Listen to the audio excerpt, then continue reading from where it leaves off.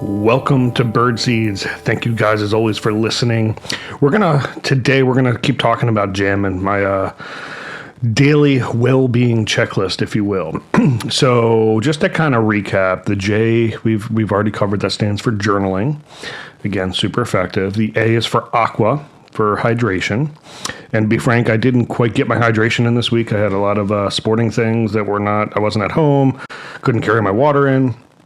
And I can feel it. I absolutely felt it. So I got back to it yesterday, back on track today.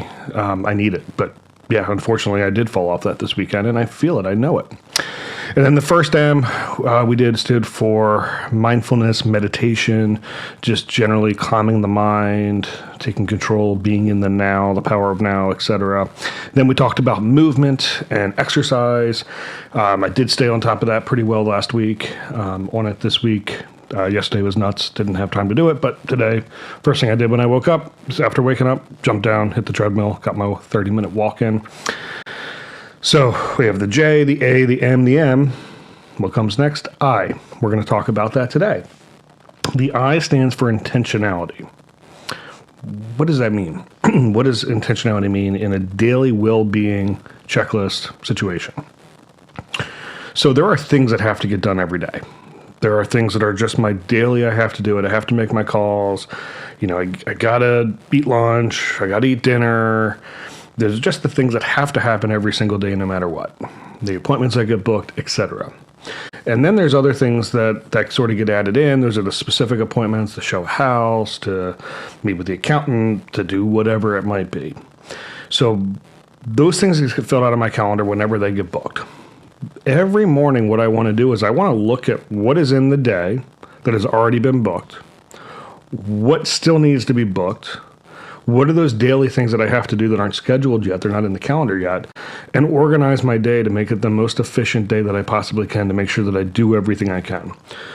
So there's a lot of people that preach time blocking. Time blocking is essentially your calendar. You block an hour for calls. You block an hour for email catch up. You block an hour for this. And basically your entire calendar every single day is already predetermined. Everything is blocked out for when you do those things. I don't think that works for me. And maybe that's just a limiting belief that I have. And maybe one day I'll look back on this episode and go, yeah, Joe, that was stupid. You were just limiting yourself. You were telling yourself stories. Or maybe I don't. I don't know. We'll see. But what I do know is that I feel trapped when I don't have freedom, when I don't have the creativity, when I can't do the things when they inspire me, when the mood strikes, when the creativity strikes. If I don't have the ability to then go and do that, I feel trapped. I feel stuck. Whether that's ADHD, whether that's just my personality, who knows? It doesn't matter. That's what I feel. So I don't want that to happen where that every single minute of my day is planned out. That's not going to bring me joy. And if I'm not joyful, what's the point of all this, right? But there's things that have to get done. There's non-negotiables. So in that morning, I already know what mood I'm in that time frame. I look at the day and I go, oh, there's a gap there. Recording this podcast. This isn't actually when it was scheduled to happen today. I was scheduled to do it after my next meeting. But I realized I had 15 minutes before the first meeting, and I went, I actually feel the inspiration. Let's do it. Now that I opened up that gap, I can go do the next thing. I can backflow. But it was scheduled into my day. It was going to happen. It was going to take a lot to change that from happening.